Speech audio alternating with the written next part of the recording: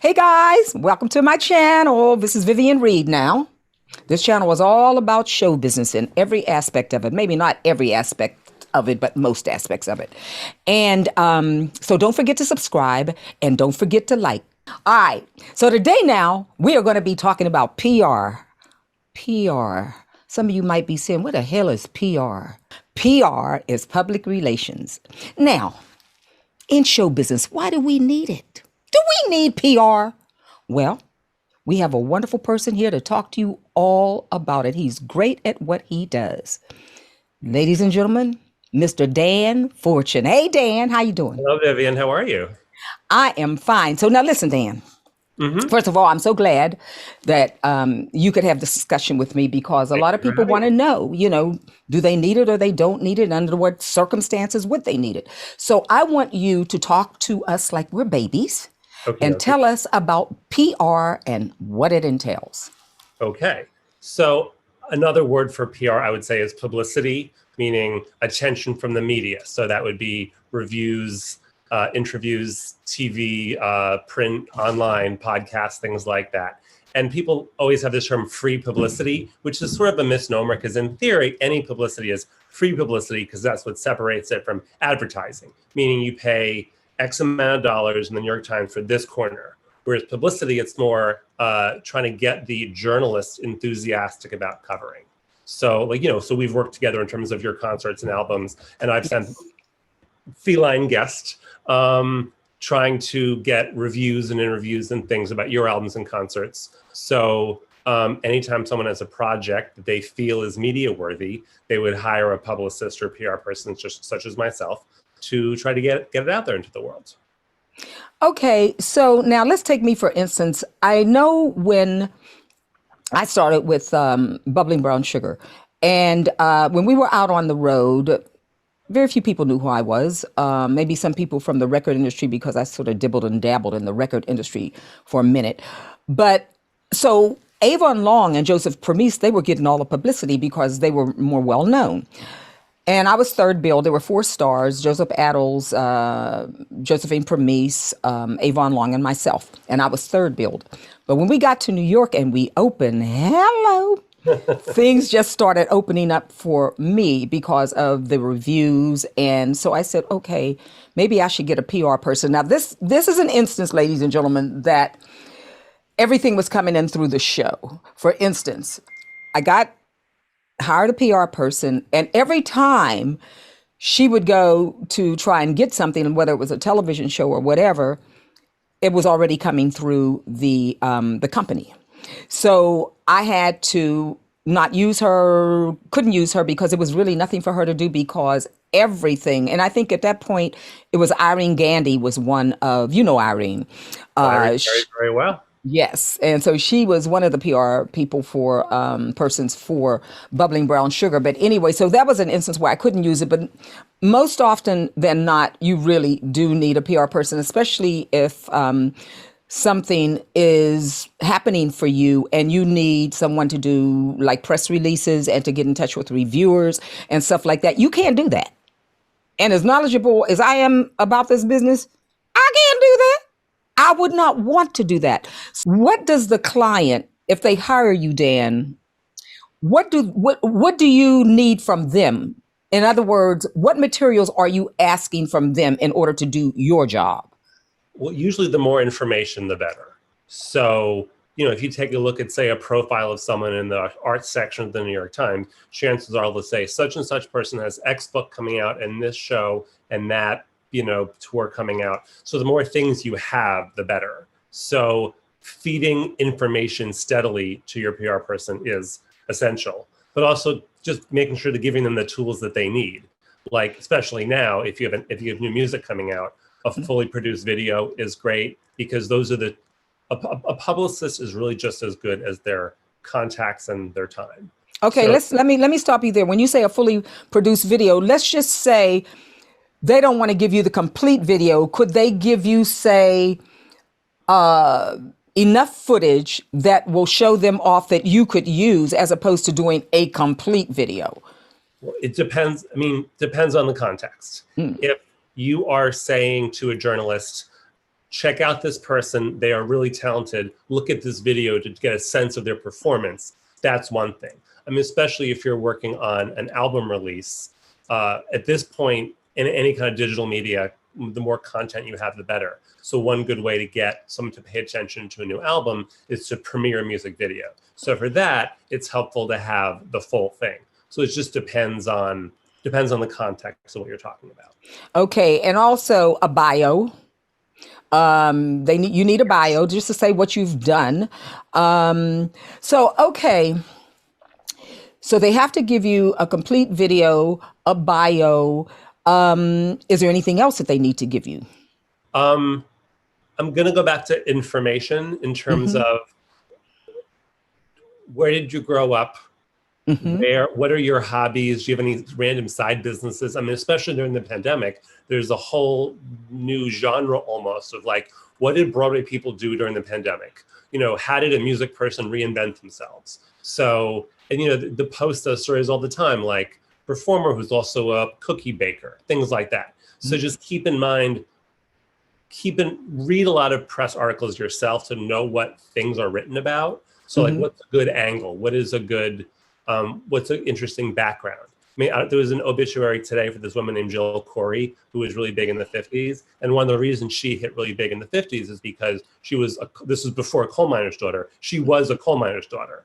And so made international headlines because of her background, because it's so unique. So think about what is unique about you, what is interesting about your story, and make sure to have those suggestions for your publicist so they know how to pitch you. Okay, that is a great idea. Now I'm going to go all the way back. Let's go all the way back, say, to the beginning of one's career. Do they need a PR person?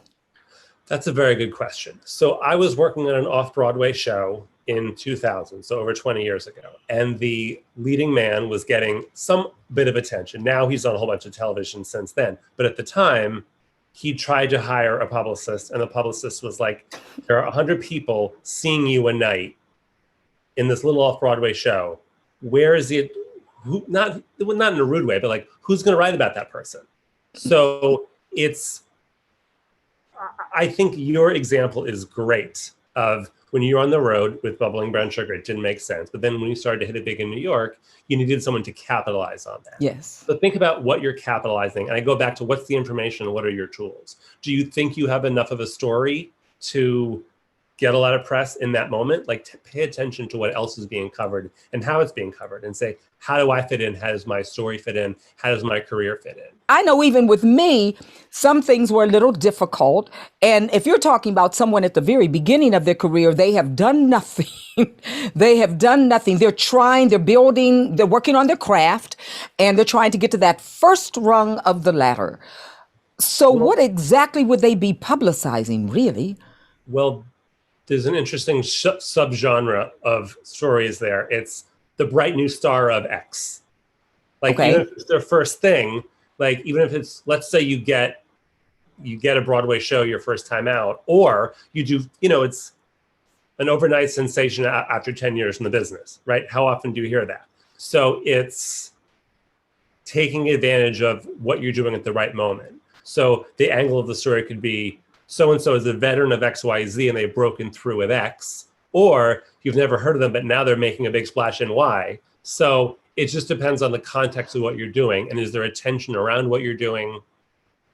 Okay, because that sort of was what I was talking about, but not quite. Okay. I mean, you have some people, I've actually heard like young people say, you know what? I've just graduated from school, from, whichever school, Marymount, Juilliard, whatever, and they're pursuing this career in show business. And I think I'm going to get a PR person to make me famous. Come on, Dan. That is I'm glad you put it that way. That's what I'm talking about. Because I feel like it's a misnomer that a publicist makes a person famous. A publicist will utilize the tools they are given and present a project in the best light possible for a journalist to pick up on. And so a publicist is only as good as the project they're working on in a lot of ways. That's my point. It's the project that's going to make you famous. It's the publicist that's going to push that process along. So remember that, guys. It's the best you can do when you first start out after graduating is get the trade papers. And at this point, you're not going to be in equity. You will not have an equity card, which is our union, our parent union, or whatever. You probably will not have made a record because you'll probably have to do that on your own. But the whole thing, I think, in starting out in the beginning is to work on your craft. Whatever direction you want to go, work on it, work on it, work on it. If it's theater, take dance classes, continue to take your dance classes, whatever, acting, just work on that so that when the opportunity presents itself, you will be ready. And then at some point, when it presents itself and you make a big splash, then that's when Dan Fortune comes in. So now, Dan, tell us if anybody is watching this, and oh, let me just throw this in. I'll ask you this, Dan. Dan, do you negotiate your fee? Yes. You do? I didn't know that. Go ahead. One of the reasons I like sort of being my own business is that I can take projects that I like. And so I definitely try to maintain a standard number.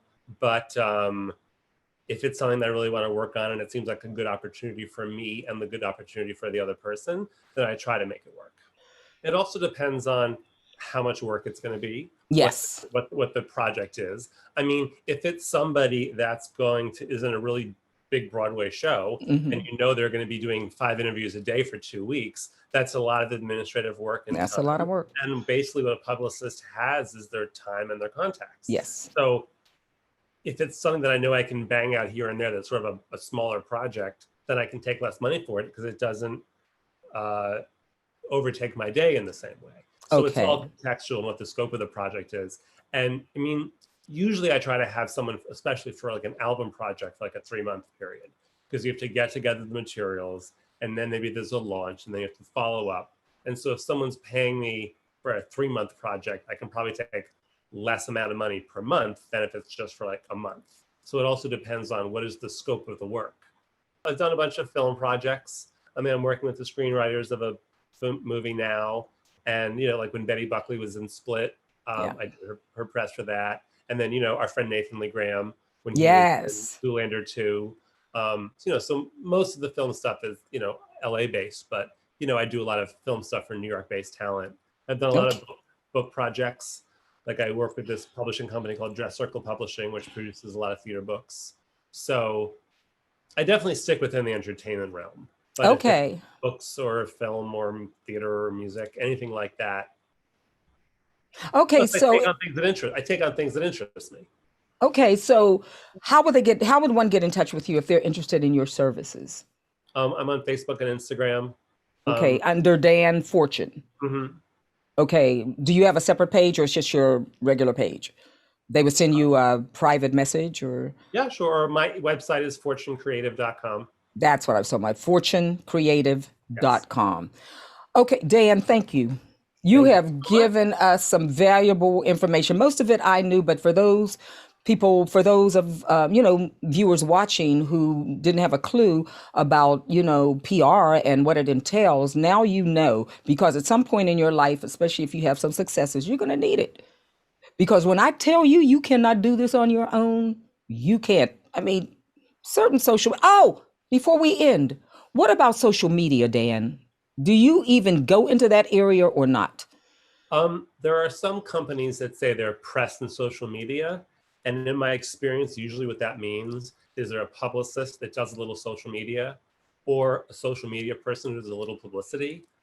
They really are totally different skills. They really are. Because they work hand in hand. So for instance, what's ideal, of course, this is, you know, just money and effort. But if you have a publicist and a social media person, or you handle your own social media, I mean, basically what press is good for is it feeds an artist content to then use for social media. So it's not just, hi, it's me. It's here's me doing this interview and here's me doing that interview. Okay. It's usually better to have a separate person do it because a publicist is in contact with journalists, and that's different than social media. I mean, more journalists are on social media, so there's definitely an overlap, but it is a different skill set. Okay. Well, Thank you, Dan. Thank you You're welcome. Great to so see you. much. Lovely to see you. Yes. And thank you guys for tuning into this video.